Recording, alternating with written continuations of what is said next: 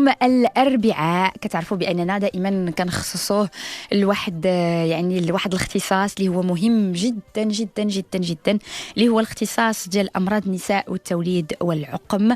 فكتكون حاضرة معنا يوم الأربعاء البروفيسور منزل شمس ضحى اللي تنقول لها صباح الخير. صباح الخير أخت إلهام. لاباس عليك بروفيسور؟ كلشي بخير؟ كي داز العيد؟ الحمد لله بخير. الحمد لله. مرحبا بك بروفيسور معنا هذا الصباح. يعني سيدات عرف على بركة الله ننطلقوا في الموضوع ديالنا. بروفيسور منزل شمس ضحى اللي هو اليوم اختارنا أنه يكون هو داء السكري والحمل.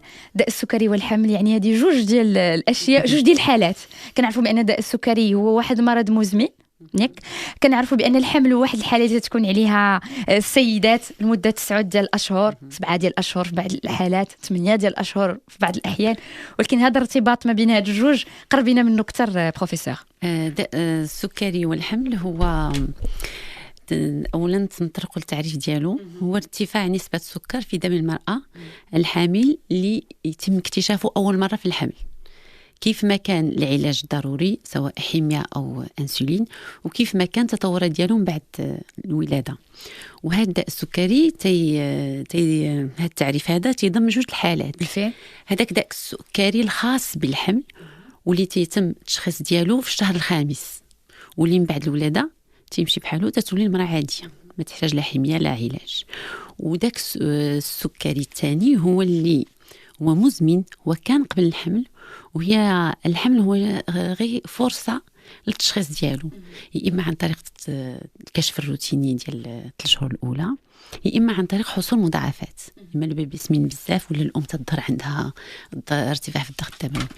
وهذا الداء السكري الثاني تيبقى من بعد الوضع تتولد المرأة تيبقى ارتفاع في نسبة السكر في الدم. وهذا الشيء علاش الاخصائيين دائما كينصحوا يعني السيدات الحوامل بانهم يديروا واحد المراجعه للطبيب تكون مستمره باش يراقبوا الحاله ديالهم ويعرفوا واش هذا الداء السكري كاين ولا ما كاينش. ايفيكتيفمون هذا الداء السكري اولا تيكون اي امراه خصها تعرض راسها كيف تنأكدوا كل ساعه الكشف عند الطبيب العام مره في السنه، وخاصه اذا كانت فايته في السن ولا عندها سمنه ولا ضغط تدير تضبط داء الطود سكر في الصوره الجليسيميه، تدير تحليل السكر باش يمكننا نعرفوا هذوك اللي عندهم قبل واللي ما عندهمش عندهم كشف اخر تيكون في الخامس. دونك الوقايه تتمكننا نشخصوا هاد الناس اللي عندهم السكر باش نقترحوا لهم واحد مراقبه خاصه بهم. دابا نشوفوا بان المراقبه خاصه والولادات تكون حتى هي مبرمجه، كاين كل توت استراتيجي دو سورفيونس ادابتي. طيب بروفيسور انا بغيت نشير معك واحد النقطه اللي هي مهمه، وقبل ما نتكلموا على النسبه ديال الاصابه بالسكري خلال فتره الحمل تكلمتي على 5 ديال الاشهر، يعني الشهر الخامس هو اللي تيظهر فيه الداء السكري. علاش بالضبط الشهر الخامس؟ بالضبط الشهر الخامس لو ديابيت جيستاسيونيل بيور، هذاك الداء السكري ديال الحمل بالضبط يظهر في الخامس. علاش؟ لان في لا فيزيولوجي في الطبيعه ديالنا في 4 شهور الاولى تيكون الاستروجين والبروجستيرون اللي هما هرمونات تفرزهم الخلاص البلاسنتا. هاد جوج هرمونات تيخليو ذات الام تطلع عندها الانسولين. ديك الانسولين تدير خزان، تتخزن السكر، الدهون، البروتينات. لا ناتور بيان فيت الجسم الام تيجهز راسو ل5 شهور الاخرى. اذا الانسولين ملي تطلع في دم الام تيكون السكر هابط في 4 شهور الاولى. دونك ما يمكنش داء السكري يبان في 4 شهور الاولى لانه الانسولين طالعه في دم الام. اذا لا كان السكر طالع في 4 شهور الاولى يعني انه راه سابق للحمل، والحمل غير فرصه باش اكتشفناه. مني ابتداء من الشهر الخامس الهرمونات اللي كتفرزها هذاك الخلاص فيهم الكورتيزول، البروجستيرون، الاستروجين، الهرمون لاكتوجين بلاسنتير. هاد الهرمونات تمشي للخلايا ديال الام وتتخليها ما تتجاوبش مع الانسولين، تنسميوها الانسولينو ريزيستانس. دونك الخلايا ديال الام ما تيبقاوش يستعملوا الانسولين، وتنعرفوا بان الانسولين ال ديغراد لو سكر. صحيح. اذا الانسولينو ريزيستانس علاش؟ لا ناتور اونكور فون بيان فيت ربي تيدير ديك الانسولين ريزيستانس باش لو طو دو سكر في الدم يكثر. دونك من الخامس يرتفع مستوى السكر باش تم التغذيه ديال لو بيبي، باش يكون دائما حيت السكر ما ننساوش بان لو نوتريمون برينسيبال التغذيه الاساسيه ديال الجنين هو السكر.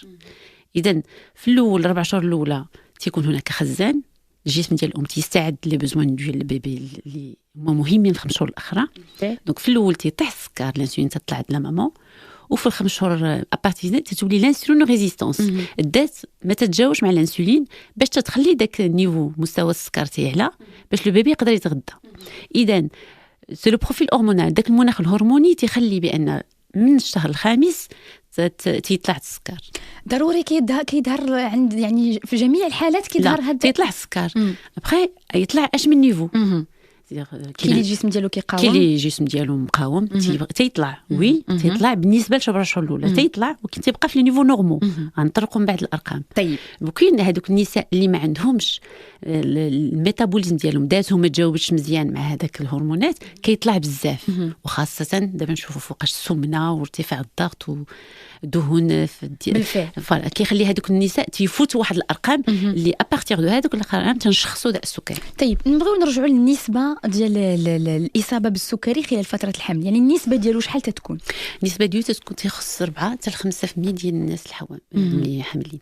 5% ديال الناس يطلع لهم السكر في الحماله. اونكور اون فوا راه هذا الحمل هذا السكر هذا يقدر يكون راجع سابق، ولا 5% فيها كل شيء اللي فيها قبل واللي ظهر فيها ابارتيغ دو 5 شهور. يعني وفتره الحمل ما كتكون غير السبب باش انها كتبان اكتشاف ديال هذاك سي اون ايبروف. لا غروسيس، الحمل هو اون ايبروف لو ميتابوليزم ديال السكر.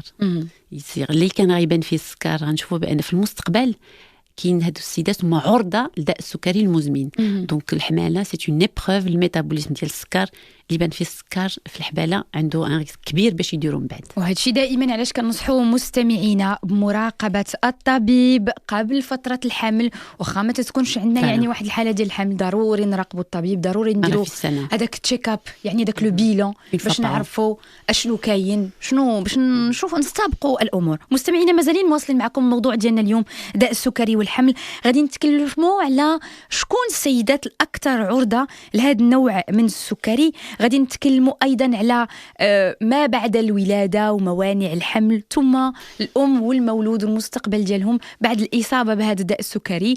يعني كثير من الامور اللي غادي نوضحوها رفقه البروفيسور منزل شمس، اختصاصيه في امراض النساء والتوليد والعقم. حضروا اول موضوع كنناقشوه اليوم في برنامجنا هو داء السكري والحمل، رفقه البروفيسور منزل شمس الضحى اللي هي اختصاصيه في امراض النساء والتوليد والعقم. بروفيسور يعني عطينا التعريف ديال هذا الداء السكري اللي ممكن ان المراه الحامل تصاب به. قلنا بانه جوج ديال الانواع، نوع اللي كيكون قبل ثم نوع اللي كيبان مع التكوين ديال الجسم كيظهر في الشهر الخامس. ما بين 4 حتى 5% ديال النساء معرضات انهم يتصابوا به. ثم يعني شكون هما او شنو هي العوامل اللي كتجعل ان هذه السيده كتصاب بهذا الداء السكري؟ الاخت الهام، العوامل هي اللي تتاهل لهذه الحاله هما اي حاجه اللي تخلي السكر يطلع. اولا السن، تنعرفوا بان ما حدنا تنزيدوا في السن ما حد الهضم ديال السكر تيكون فيه مشاكل. اذا سن الام الا كان تيفوت 35 سنه، الا كانت السمنه اليام سي لاندكس دو ماس كوربوريل، المؤشر كتله الجسم، الا كان تيفوت 25 كيلو غرام بار متر كاري تيأهل السيدات السمانات متأهلين باش يديروا داء السكري. اذا كان عندنا في حمل اخر فايت داير سابق داء سكري، كاين ريسك دو ريسيديف. اذا كان هناك فايت كان انجاب اطفال يفوت الوزن ديالهم 4 كيلو في لا نيسونس.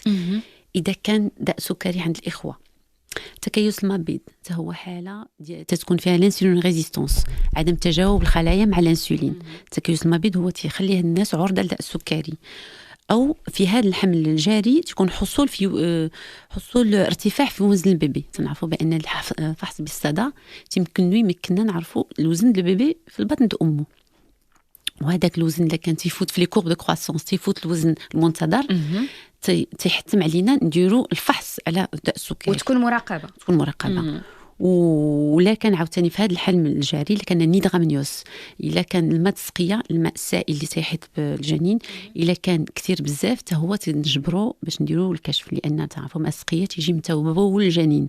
الا كان لو بيبي تعطيه لا مامون سكر بزاف تكون عنده تبول بحال الانسان الكبير. اذا داك الماء السقيه هو تبول ديال الجنين، الا كثر بزاف يعني ان راه لو بيبي دون ان كليما دي بيرغليسيمي، خاصنا نديروا الكشف ديك الساعه. هاد الماء ديال السقيه اللي في يعني في الوقت ديال الولاده من بعد نقدروا نشوفوه يعني كيدير مشاكل كثيره يعني الجنين ملي كيكون في وقت الولاده، وكنشوف بان حالات كثار اللي كتعاني من هذا من الوليد تيشرب هذاك الماء وقت الولاده وبزاف ديال الامور. لا هذاك حاجه اخرى، هذا الماء اللي تنهضر عليه هو ليدغامنيوس اللي تكون ليكسي د ليكيد، يعني ان لو بيبي تيتبول بزاف، يعني ان ماما تعطيه السكر بزاف، يعني ان مو تحتاج الكشف على داء السكري باش نعطيو التريتمون اديكوا. غير تنقادو السكر لا مامون تيتقاد لو ليكيد عند لو بيبي، كاين ريلاسيون ديريكت. يعني هادو يعني كانت حالات ديال السيدات اللي هما كيقدروا يكونوا عرضه داء السكري، الاصابه بداء السكري. وغنعرفوا بان عند هاد النساء هادو هما اللي خصنا نقلبوا على داء السكري، ما نحتاجوش نديروا عامه، لان تعميم الكشف عن داء السكري تيطلب بزاف الفلوس وما عندناش بينيفيس. بالفعل ما عندناش نعموا تحليل بنت عندها 20 عام نحيله ما عندها حتى مشكل سبورتيف وحامله، ما عندناش نهولوها بداء السكري. دونك لي بوليتيك دو ديبيستاج تيقولوا دابا بان ديبيستاج الكشف اوتوماتيك روتيني تيكون عند النساء اللي عندهم هاد المواصفات والاخرين ما يتهولوش، راه الاحتمال قليل. فوالا. طيب يعني وفي الحاله ديال كتكون هاد المواصفات اللي تكلمتي لينا على بروفيسور، شنو هي المضاعفات اللي كتكون بالنسبه للام؟ المضاعفات الام تيكون عندها ريسك باش تطلع لها التونسيون، ارتفاع الضغط الدموي تتضرب في 4، وخاصة إذا كنا عاوتاني ترجعوا للعوامل المؤهلة. إذا كانت هناك سمنة، إذا كانت هناك ارتفاع الدهون في الدم، تكون عندها ان ريسك باش دير لا بريكلومبسي. ملي كتطلع عاوتاني التونسيون في السكر تيولي مضاعفات كثيرة لحياة الأم والجنين، جوج مهددين. ثانيا تيكون ارتفاع في نسبة اللجوء إلى العملية القيصرية.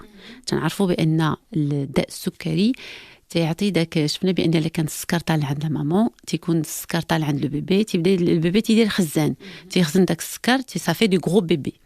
هادي غرو بيبي تتحتم علينا بعض المرات توصل البيبي 4 كيلو 200 4 كيلو 200 غرام، تيحسب لنا سيزاريان. علاش؟ لان تنخافوا في وقت الولاده العاديه يكون هناك كسر في الكلافيكول، ولا يكون هنا تمزق في الاعصاب ديال البلكسوس براكيال، يعني ناحيه ديال الكتف، ناحيه الكتف تقدر تكون اعاقه لولدات الام عاديه. اذا جوج الحوايج، لوغمونطاسيون تطلع على طونسيون ارتيريال، وتطلع نسبه العمليه القيصريه في داء السكري. يعني هذا بالنسبه للام والجنين. الجنين عندهم مضاعفات اخرين. بون سي ليي سي لي مي المضاعفات ديال لو بيبي هو انه كيف قلنا لا ماكروزومي تتوصل 20%، لو بيبي تيفوت 90% في الوزن المنتظر ليه، ولا تيفوت 4 كيلو 200 غرام في نهار الانجاب، نهار الوضع. كيكون لو بيبي هو تيريسك ليبوغليسيمي. علاش تطيح السكر للبيبي؟ مو هذا الناس ما تيفهموش كيفاش ماما فيها السكر وهو غيطيح ليه السكر. غيطيح ليه السكر علاش؟ حيت هذاك لو بيبي اللي الام ديالو تعطيه السكر بزاف، شنو تيدير باش يواجه داك السكر؟ كتبدا ذاته كتفرز الانسولين بزاف باش تقاد السكر ديالو. الوغ ملي تيخلق لو بيبي ما تيبقاش كونيكتي مع لا مامون، دونك ما عندوش السكر د الام ديالو، والانسولين ديالو هي كتبقى تسكريتي بزاف، تيكون افراز بزاف د الانسولين. لو بيبي سو روتروف كيطيح السكر ديالو. دونك ليرجونس ديال هاد لي بيبي هو ليبوغليسيمي، تقدر تكون هابطه على 0.45 في لا نيسونس.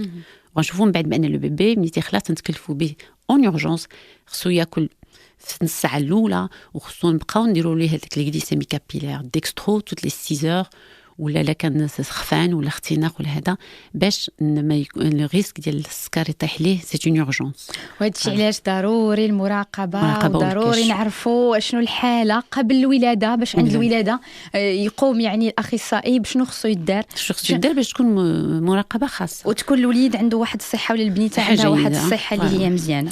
ورجعوا عاوتاني ليدغامنيوس نيسي الماء السقيه كيف قلنا لك كثر تيكون ريسك ديال الترتق السقيه وريسك ديال الانجاب المبكر، سيدير الوضع المبكر لاكوشمون بريماتوري. تنعرفوا لي ريسك ديالو، تكون اعاقات، تكون اوسبيتاليزاسيون، استشفاء، تكون كثير من الامور اللي تيكون فيها ايضا واحد المشاكل بالنسبه للبيبي والاعباء بالنسبه للعائله. بالفعل. واخر كومبليكاسيون هي تقدر لو بيبي الا كان السكر ما مقادش عند الام، حيت في بعض الحالات ما تنقدروش نقادوا السكر، سي دي ديابيت ديفيسيل اكيليبري الحمد لله قلال، مي كاين الحالات اللي ما تقدرش صعيبه تقدر لو بيبي تيتوفى في البطن ديال الام ديالو. بون الحمد لله هذه حاله قليله الله يحفظها. طيب بروفيسور، يعني هذه كلها امور كتقربنا وحنا كنقولوا، وقلتي بانه كاين يعني بعض الحالات ديال السكري اللي صعيب اننا يعني نقادوها، فكيفاش الكشف، الطريقه ديال الكشف كيفاش كتم؟ كي قلنا الكشف ما يمكنناش التعميم ديالو، ما عنده صلاحيه داك التعميم. تنديروا نعملوا الكشف عند النساء اللي عندهم مؤهلات. انا قلناهم هاد النساء عندهم مؤهلات. كيفاش تيتم الكشف؟ تقدر يتم الكشف اولا كشف الروتيني. هاد السيده اللي تمشي عند طبيب جينيراليست تيشوف مثلا عندها لا طونسيون طالعه ولا سمينه بزاف ولا الدهون فدا، تعمل لها كشف ديال السكر غليسيمي مره في العام. الا كانت هاد لا غليسيمي طالعه تتكون ملي كتحمل تصيفطها عند الطبيب اختصاصي، وحنا تنتبعوها بمراقبه مستمره مع الطبيب ديال الغدد.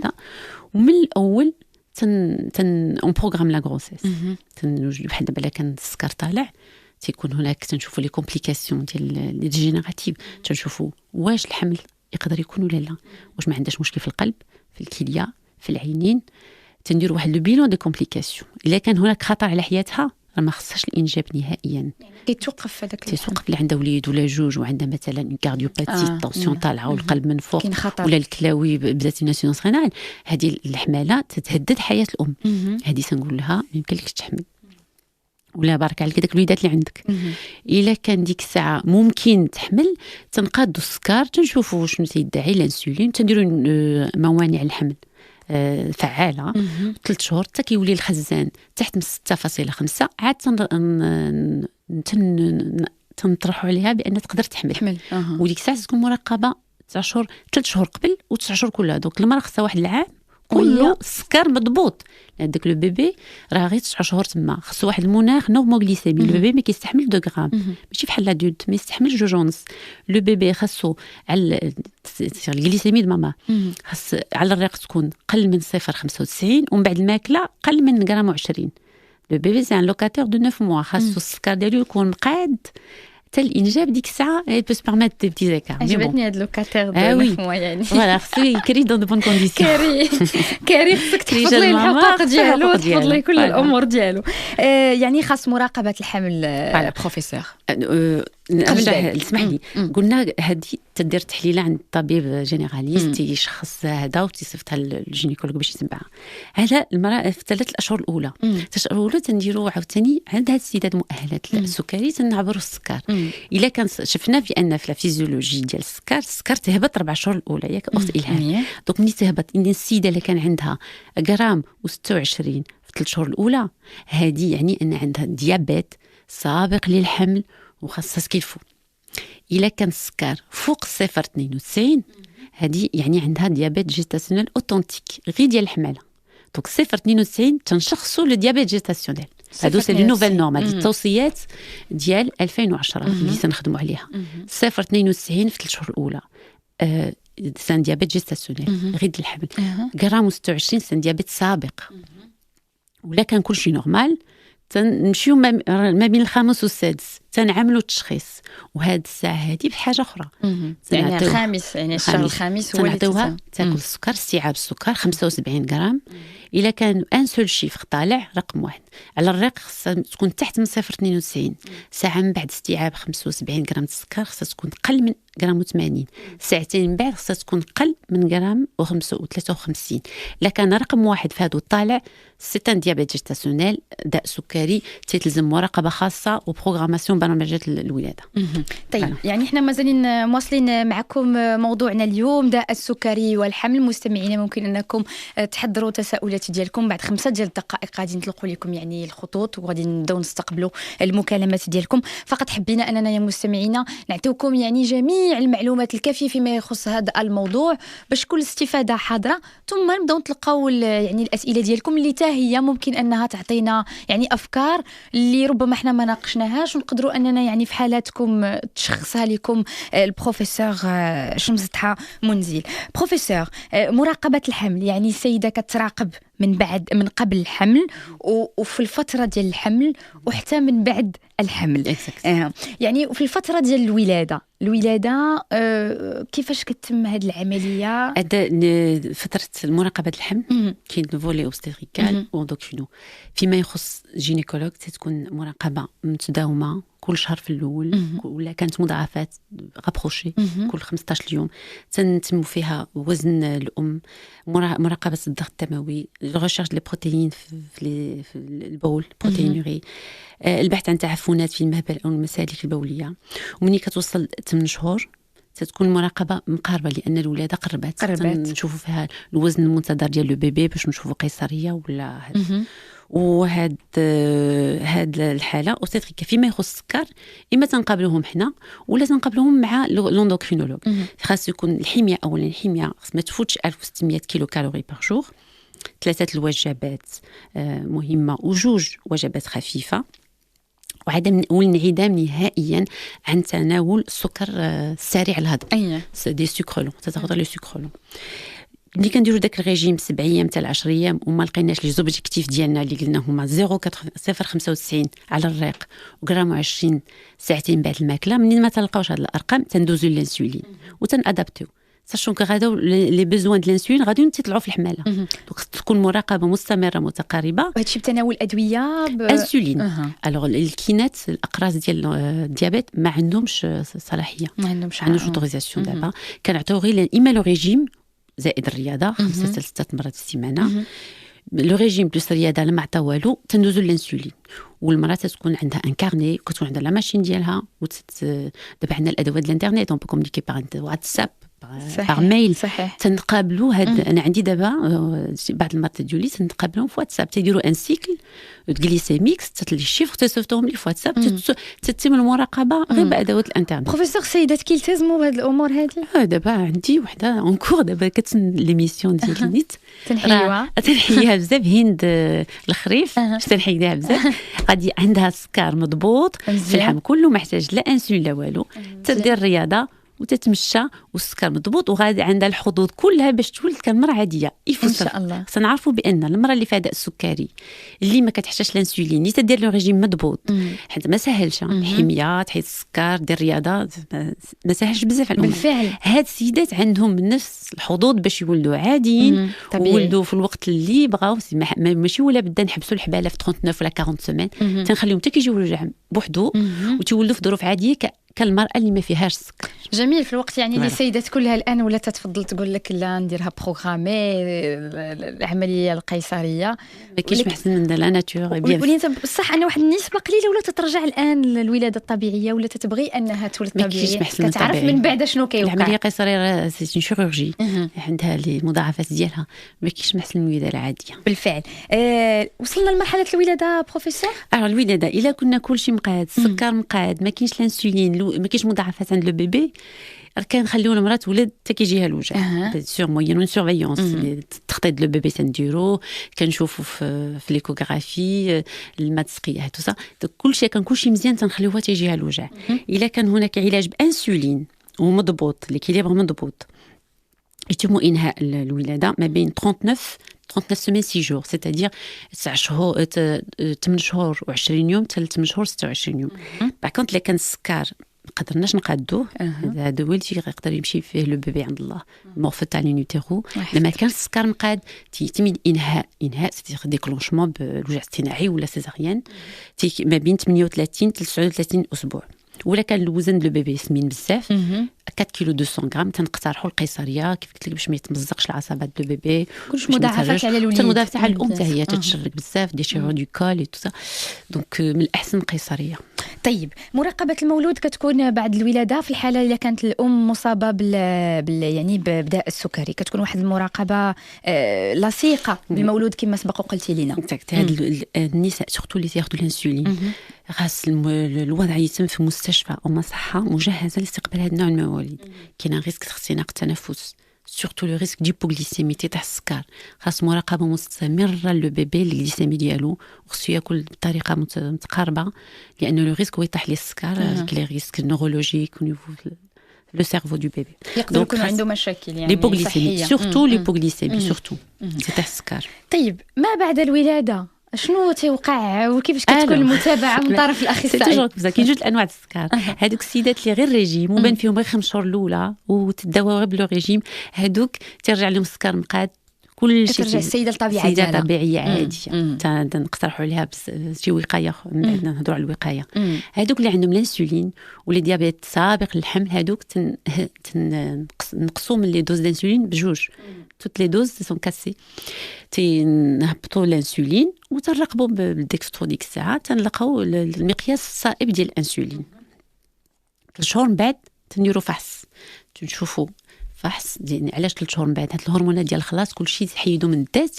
ديك الساعه تنشوفوا واش السكر باقي، اذا راه سابق وخصو سورفيونس تابعه علاج هذا، ولا واش مشى في حاله تنطمئنوا للام. كنفرحوا ديك الساعات تنقولوا مزيان. طيب موانع الحمل كتكون هي مقترحه موانع الحمل على كان ديما ترجعوا للعوامل المؤهله للمرض ديال الشرايين. الا كانت الام ما عندهاش سمنه، الا كانت الام ما عندهاش ارتفاع في الضغط، لان الام ما عندهاش ارتفاع في الدهون الدمويه، يمكننا نقترحوا موانع الحمل، اقراص، هرمونات استروبروجستاتيف ولا بروجستاتيف. ولا كان هاد الحالات ديك الساعه ما نقدروش نعطيو الهرمونات، تنقترحوا اللولب النحاس. واللولب النحاس هو احسن حاجه يمكننا نقترحوهم السيدات، سكر ولا بلا سكر، ولا احسن حاجه هي اللولب بالنحاس، لانه عنده اكسيون ميكانيك، حتى حاجه ما تدوز للذات، لا هرمونات لا والو. في حالات بعض الحالات ما تنقدروش نديروه، ديك الساعات نقدروا نقترحوا عليهم اقراص بالهرمونات الا ما كانوش عندهم دوط فاكتور. طيب بروفيسور الا سمحتي غادي نخليو يعني النقطه الاخيره اللي غادي نناقشوها نهايه حلقه اليوم، يعني فيما يخص الوقايه والعلاج والمستقبل ديال الام والمولود بعد هذه المده الطويله من الحمل، واللوكاتير اللي كان حتى هو 9 شهور وهو سورفيير خصنا نراقبوه، خصنا نشوفوا كيفاش يعني كانت هذه المده هذه كلها. فغادي نخليو هذه النقطة لنهاية حلقة اليوم إلا حبيتي بروفيسور. نمشيو نستقبلوا مكالمات المستمعين والمستمعات 0522 30 30 00 0522 31 33 33. ناخذوا أول مكالمة. كتقول لي زينب. ألو السلام عليكم. وعليكم السلام. أم خولة هذه كنشكرك على البرنامج الدكتورة شمس الضحى. مرحبا بك لاله. انا ديابيتيك، وسؤالي هو الاخير. انا عندي اختي ديابيتيك، ماشي ديابيتيك ولكن ملي كتحمل كتكون فيها حمل ديال السكري ودابا عندها 3 وليدات، ولكن قبل ما يكون 3 وليدات 2 عندها ضاعوا ليها، يلا عنده شي شهرين. واش السبب الاساسي لان هي ملي دابا هي برا في فرنسا، هنا في المغرب ما عاشوش ليها، واش كان السبب الاساسي يكون هو انه ما كانش كيكتشفوا لانه السكر ديال الحمل، لان مبكر كان كيموتوا على شهرين 3 شهور تيموتوا ليها حتى كتولي دايره فوسكوش. يا لا ولكن ملي كانت البرا الحمد لله انك ماشي غنقول عنايه فائقه، لان درجه انها كتكون زياره الطبيب عندها مجانا اولا وفي السبيطار ديال ليطا الاثنين بدون وتاكدوا لها في حال ما اذا وقع لك اي طريق هكا تجي بدون رونديفو. يا لا هذا مثال ديال المراقبه المستمره. هذا افكتيمون لو ديابيت مع هذا هي دابا 3 عندها، ورغم انها كيكون من الفتره الاخيره كيكون عندها الحمل ديال السكر وحتى التنسيق طالع عليها. يا لا هي هذا المثل، هذا الشيء تقول انت، هذا مثل على ضروره المراقبه ما قبل الحمل وفي الحمل، لان انت شفتي بان لما كان السكر طالع 3 شهور الاولى تعطي هذاك ليبرغليسيمي، تعطي لا تشوهات عند البيبي وتعطي دي فوسكوش.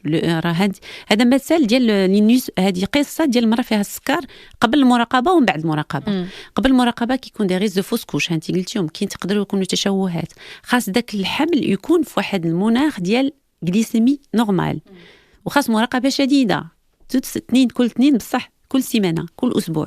هذيك 9 شهور كلها الا تقاد فيها السكر تيقدر لو بيبي يخلق مزيان. هي تبارك الله عندها 3 وليدات. هذا مثال مزيان ديال اون هيستوار كي فيني بيان بلا سورفيونس بالفعل. هي فقط ربما بغات خولة تشير واحد النقطة أيضا مهمة عندنا احنا هنا في المغرب، يعني أنه هذه المراقبة اللي خصها تكون مستمرة، خصوصا لك أنت دايرة عند الأخصائي، لأنه هو اللي ممكن يتابعك بهذاك يعني جميع المعدات اللي عنده اللي هي مؤهلة باش تراقب لك، يعني كيخصك واحد الاستثمار كي بيان غراند. هذه هي النقطة اللي بغات تشير لها خولة، بأنها ذكرت الأمر يعني المجاني. فمشكورة لاله خولة، وشكرا لأنك تواصلتي معنا. ناخذ مكالمة أخرى. ألو. عليكم السلام ورحمة الله أختي إلهام. مرحبا بك لاله. تحية لك وتحية أختي زين مستقبل المكالمات، وتحية للبروفيسورة. مرحبا لاله. وتحية لإذاعة MFM. شكرا لك. خلينا نقولوا اللي في قلبنا. مرحبا. ناخذ الاسم ديالك. معك نعيمة من مدينة مراكش حبيبة. مرحبا بك نعيمة، تفضلي. بروفيسورة، المعلومات اللي عطاتنا كلها إيجابية، كلها استفدنا منها مزيانة. إنما واش كتهضر مع الطبقة الكادحة ولا الطبقة اللي لاباس عليها؟ البروفيسور كتهضر مع الناس، جميع الناس اللي خصها تراقب الحمل ديالها. لا كاين الناس كاين الناس اللي بغيت نقول لك، كاين الناس اللي عندهم باش يمشيو عند جينيكولوج كاين الناس اللي عندهم يمشيو عند اندوكرينو، كاين هاد الناس اللي عندهم لي مويان ولا باس عليهم ما تيتبعوش الريجيم. فهمتي؟ راه ما كاينش قضيه غير واش عندك الامكن، واش عندك امكانيات نفسيه باش تتبع الريجيم ديالك. انا تنعطيك غير هذا موضوع اخر. عرفت حبيبه، عرفتك كيفاش قلتي، وعرفت انا اش بغيت نوصل. يعني دابا المراقبه اللي باغي يمشي يتبع، راه ما تيلقاش اللي يراقبوا. ما كاين جمعيات ديال السكر، جمعيات وفين تنهضرك الطبيب بعدا اللي بديت تلقايه باش يتبع معاك ويعطيك التحاليل في الموضوع ديالهم في النهار، وفاش ديروهم، وتمشي للمختبر ما تلقاش، ما كاينينش. وتيقعدوا حتى تيفوتوا التحاليل تيدار 3 شهور، تيقعدوا حتى توصلوا 8 شهور. اش باقي ما تعطي اذا كان فقد الدم، اش باقي ما تعطيها، واش باقي اذا كان شي تحليل السكر، اش باقي ما دير. بالفعل هادشي لاله نعيمه، علاش الوقايه خير من العلاج. الانسان خصو يتابع الصحه ديالو. هادشي علاش نقولوا حنا من الاول بانه خصنا نتبعوا الصحه ديالنا، وكما قالت البروفيسور راه الناس كتكون متبعه غير عند الطبيب العام، يعني وتا كيشوف راه الحاله ما عاد باش كتمشي عند الاختصاصي حين يستدعي الامر. يعني وكما قالت بروفيسور فهذا موضوع اخر لاله نعيمه ممكن ان نطرقوا ليه مستقبلا، وموضوع في محله بالفعل، لان كاينه فئه كتعاني، فئه كبيره كتعاني ما عندهاش امكانيات. فاحنا ما حبيناش نفتحوا هذا القوس، حنا بغينا نمشيو في المعلومه والاستفاده. الى الله يجازيكم بخير. بروفيسور، عندي مستمعه كتقول انا ملي درت التحاليل ديال السكر في الشهر الخامس كانت النتيجه طبيعيه. انا دابا في الاسبوع 29 من الحمل وليت كنميل السكريات بزاف على اللي موالفه، وكنحاول ناكل التمر بزاف باش نشبع هذه الرغبه ديالي في الحلاوه. يعني عندها واحد الرغبه في الحلاوه كتشبعها بالتمر وليو باش تاكل شي حاجه اخرى. واش ممكن يكون غير احتياج للطاقه ولا عندها مشكل في السكري؟ لا، داء السكري ما تيخليكش تمشي تاكل السكر اكثر. داء السكري تيكون عنده مضاعفات اخرى اللي شفناها. هاد السيده اللي تبغي تاكل السكري خصنا نعرفوا بان بزاف الناس تيبغوا لو سكري، كبار وصغار ولي زونفون نو مونج كو لو سكري. دونك هذه غير تحضيراتها، لانه خايب ليها تاخذ وزن بزاف، لان المراه اللي كلات بزاف البيبي تا هو تيكبر بزاف، تيسمن بزاف. كاين على ماكروزومي اخرى ارتفاع في نفس وزن البيبي اللي ما عنده حتى علاقه مع داء السكري، سي دي دوطخ ماكروزومي ولكن راجعين لنمط العيش الام. دونك الا كلات بزاف السكر ماشي ولا بدا الجسم ديالها تيقاوم داك السكر، ولكن راه تيخزن. هي تاخذ لو بوا ولو بيبي تاخذ الوزن، وتقدر دير ان غرو بيبي بدون داء سكري. دونك هاد السيدات اون لانفيت باش تنقص من هذا، تنقص من الماكل، تاكل عادي بروتين، دهون، سكر، وتحيد لي سكر الهضم، ذات الهضم السريع. الواحد دائما يتفاداها، حامل ولا حاملش ولا يعني وداك يعني الاحتياج اللي عندها السكريات. لا، الاحتياج نفسي. كلنا تنبغيو الشوكولا وكنا تاكلوا واخا هي حامل، تاكلوا مي في قياس، بالقياس. طيب هذه عائشه، ربما السؤال شويه خارج عن الموضوع. قد كان في الولاده ديالي الاولى كان عندي الماء السقيه ملون، وكان عند المولود لا سي ار بي طالعه. وخضع للعلاج بالمستشفى 10 ديال الايام. والولاده الثانيه كان عندها نفس المشكل ديال السقيه، ما صافياش، لكن المولود ما كان عنده والو الحمد لله.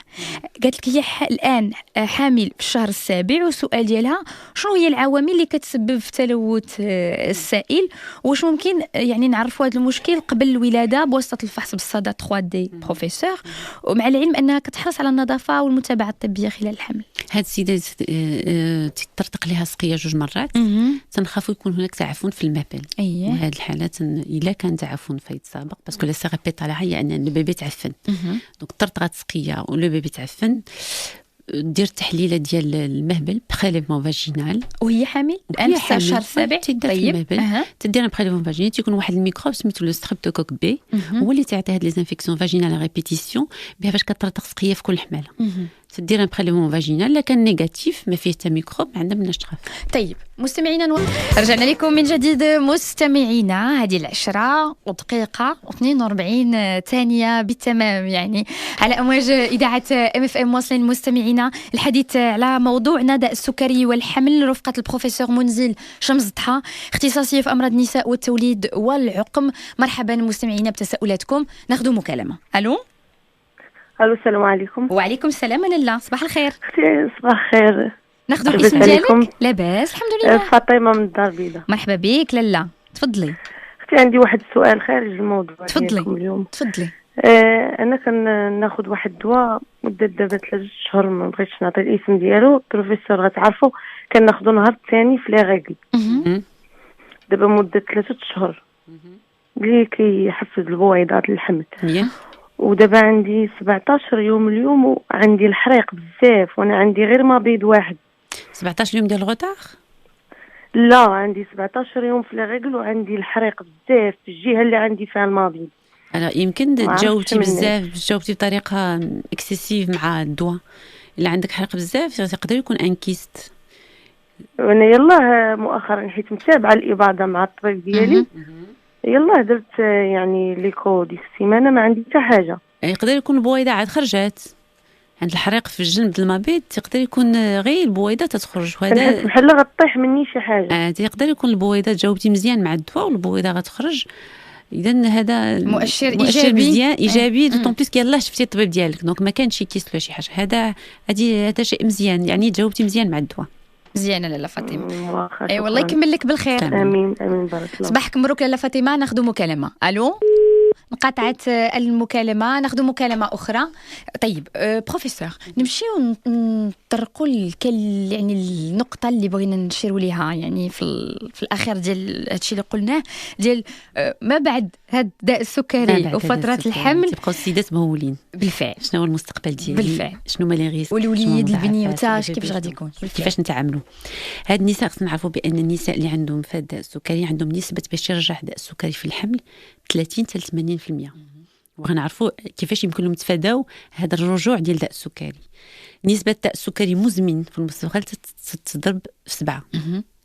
نسبه مرض الشرايين تتضرب في 2. وبذلك باش ما ناخذوش هاد لي ريسك هادو يمكننا نتفاداوهم. باش المرأة يجب باش تخضع لواحد المراقبه، مراقبه نسبه داء السكر قبل اي حمل كل سنه. ويجب باش تغير نمط العيش ديالها، باش تغذيه سليمه، ممارسه الرياضه بطريقه مستمره، محاربه السمنه لو سوربوا، وانقطاع عن التدخين الا كانت تدخن، وضبط نسبه الدهون في الدم. هاد المسائل كلها اللي حيدناها ما ترجعش السكر وما تديرش السكر في المستقبل. خصنا نعرفوا بان لونفيرونمون ديالنا ملي تنقادوه نديروا الوقايه من هاد المسائل كلها، سيكون عندنا حياه عاديه. الا دارت في السمنه، الا كانت كتدخن، الا كانت كتدير رياضه سيدونتاريتي، هاد المراه غادير داء السكري في حمل المجيه وغايبقى لها مزمن. دونك هادشي كله تمكن لها تفاداه بواحد المراقبه وعيشه سليمه. العيشه سليمه، نمط عيش سليم، وتغذيه تكون مزيانه باش تكون يعني فتره الحمل صحيه، وما بعد الحمل تكون ونفس الشيء المولود. نفس الوقايه. الدراسات بينات بان هاد لي بيبي دو مير ديابيتيك اللي خلقوا بالوزن كتير عندهم ان ريسك باش حتى هما يديروا الديابيت، وعندهم ان ريسك ديال لي مالادي ديال القلب والشرايين. دونك هاد الاطفال هادو تكون واحد المراقبه بالبيدياتر ومن الاباء باش ما يكونوش زايدين في الوزن، باش تكون عندهم الرياضه دائما، وباش تكون التغذيه سليمه. ولا كان هادشي كله التغذيه السليمه والرياضه والوزن ما يكونش عندهم لو ريسك ديال السكر ان شاء الله. شكرا كثير بروفيسور. معنا جوج ديال المكالمات كتقول لي زينب في هذا الموضوع، غادي ناخذوهم قبل ما نمشيو للفاصل الغنائي، لان التحقت بنا وصال هي والحلول ولي زاستوس ديالها فيما يخص الطهي وديك الفن ديالها اللي تتعرف ديرو. غادي تعطينا كل التفاصيل. بعدا بغيت نقول لك صباح الخير وصال ومرحبا بك. ترحب بك جنة ان شاء الله. مرحبا بك وصال. واش دير راسك؟ حنا راه غادي ندوزو عندك ناخذوا جوج ديال المكالمات. الو صباح الخير. الو صباح الخير. مرحبا بك لاله. بارك الله فيك اختي. ناخذوا الاسم ديالك. ابتسام من فرنسا. مرحبا بك ابتسام. بارك الله فيك. عندي واحد السؤال ماشي على الحمل ما والو. عندي سؤال غير على الاقراص ديال منع الحمل. اييه كناخذهم هذه 11 عام وكنحس بهم بانهم ما غلطوني ما والو، ما كنحس براسي ديما معصبه ما وافقينيش وماشي بزاف جدوات على اللولب النحاسي.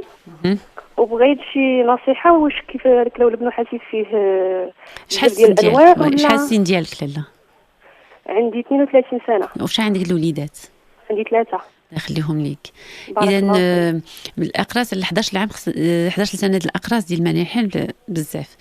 اللي تنقترحوا حنا على النساء دائما هو قد ما خداوش اقراص الحمل مزيانه لاله، قد ما قصتوش الهرمونات مزيان. الهرمونات تناخذوهم الا ما كانش عندها الاختيار. اللولب النحاسي لاله تي عنده واحد الفعاليه غير في الرحم، حتى حاجه ما تدوز لذاتك. وكاين واحد راه معروف كاين في لي سونتر فرونسي موجود لاله لو ميلتيلود، راه كاين في فرنسا كيتدار في النهار الثاني ولا الثالث في حق الشهر ولا الخامس فونكسيون. المهم تيدار في الاول في حق الشهر، تديروا تتم واحد المراقبه الشهر الاول، من بعد كل 6 شهور تكون مراقبه. واحسن وقايه سي لو بلوز ايكولوجيك، حتى حاجه ما تدوز لذاتك سي لا باغ اكسيلونس. من الاحسن يعني عوض الحبوب احسن هرمونات. ابتسام عندي واحد السؤال اخر. تفضلي. كنسمع بزاف كيديروا هاد اللولب النحاسي كيقول لك بانهم كتوقع عليهم على الحق الشهر كله. لا ماشي الشهر كله، كاين واحد فئه من النساء 15-10% غيكون عندهم حق الشهر مجهده. هذوك النساء مع المراقبه تنحيدوه لهم، هادو هما اللي تنضطروا ندير لهم لعب اخر الهرمونات عاد تندوزوا الاقراص هما الثالثين. اذا في الاول جربيه، وافقك مرحبا، ما وافقكش ديك الساعه كندوزوا اللولب الهرمونات. دوك لولب النحاس لولب الهرمونات عاد اقراص منع الحمل. طيب وعندنا واحد السؤال في صفحتنا الرسميه على الفيسبوك بروفيسور الا سمحتي. هذه مستمعه كتقول واش حبوب منع الحمل كتاثر سلبا على صحه المراه، لانها قرات في واحد الصفحه من صفحات او موقع انه تسبب في السرطان. كيتسبب في السرطان ماشي تو سويت. الدراسات بينات انه الا خدات المراه اقراص الحمل لمده 10 سنوات تضرب لو ريسك دو كونسير دو سان سورتو سي لو سان تضربو في 2 مي 10 سنين وغير في 2. كاين ريسك ماشي شي حاجه كبيره اللي تهونا ونحبسوا لا بيلول. كاين بعض الحالات راه ما عندناش الحق نديروا حتى حاجه من غير لا بيلول تناخذوها، مي قدرات تفاديناها مزيان. كاين سرطان تاتي تضرب في 2 وبعد 10 سنين دو بيلول. كاين لو ريسك ديابيت، كاين لو ريسك ديال لي فليبيت تخنق جلطه بالفعل. دونك الاقراص كنعطيوها مجبرين. قدرنا ناخذوا شي حاجه نستغناو عليها نستغناو فاحسن. طيب سي عبد الكريم كيقول انه علاش هو كيقول علاش الزوجه ديالو كتسقط بعد مرور 2 شهور من الحمل لثاني مره الجنين ما تيكونش في الرحم، ما تيكونش كيكون خارج الرحم. هذه راه عندي واحد لا كومونيكاسيون سور لي غروسيس اكستراكشن درناها، راها مسجله في يوتيوب يمكن له يشوفها. وهذا بطريقه ديتايي على الحمل خارج الحمل. طيب يعني شنو الاسم ديالها لا بغى يدخل يشوفها؟ غروسيس اكستراكتورين بروفيسور منزل. يعني بالفرنسي بالعربيه في كذا يفهم. يعني فقط هذا غيكون مشكل ديال القرون عنده ماشي ما عندهمش جوده باش كتعاودها. كاين مشكل كاين حل واش تعرفوا؟ كاين بيان سور كاين حل. هو تنشوفوا واش القرون هاد القرون اللي تعاود كل ساعه تكون فيه حمل يعني انا القرون ما كاينش الجوده مزيانه. اذا في هاد الحالات وما نقدرش نهضر على الدوسي بالفعل، ميديكال، مي بالفعل. بيتيت نقدروا نلتجئوا للتلقيح خارج الرحم. دي فوا تنحيدوا القرون بالجراحه عاد نديروا تلقيح. يشوف لا كومونيكاسيون سور لي غراسيس. بروفيسور منزل كاين طلب كتير، غادي ناخذ اخر مكالمه فقط قبل ما يعني انك تغادرينا الا سمحتي. ناخذ مكالمه. الو. السلام عليكم. وعليكم السلام سيدي، صباح الخير. صباح الخير. ناخذ الاسم ديالك الله يخليك. رشيد من كازا. مرحبا بك سي رشيد، تفضل. عافاك انا كنت قبلت واحد البروفيسور ديك المره وقالت لك المراه الا ما كانتش كتحمل كاين ما كتخليش البويضه تخرج، عندها شي فيروس ولا شنو داك الشيء. نعم شي حاجه بغيت نفهم مزيان. ما كاينش، ما قلناهاش هذه احنا ما قلناهاش. تقالت هذه عندنا سي رشيد. تقالت دي واش شي 15 يوم هذه واقيلا شي بروفيسور كان يعني سي رشيد حابه لو انك يعني عطيتينا عندك شي سؤال عطينا سؤال مضبوط ونقدروا نجاوبوك عليه. واخا تفضل. سميت هذه 4 سنين هذه وانا متزوج ومازال ما جاب الله وليدات. واحد المره حملت لي المراه وطاح لها ومن بعد الدكاتره كلشي كيقول لك كلشي مزيان وما كاين والو. ما يمكنش تكون كل شيء مزيان و4 سنين ما حملتوش. خاصكم ديروا واحد تشخيص عند طبيب اختصاصي وتمشي معكم خطوه بخطوه. كاين بزاف التحاليل الدرجه الاولى والثانيه والثالثه وتمشيو الطريق طويله سيدي. خص شويه تصبر لانه اي حاجه حتى لما لقينا والو راه كنقترحوا المساعده على الانجاب. ملي ما تلقاو والو تنقترحوا المساعده على الانجاب. ما يمكنلكش ما نديروا لك والو.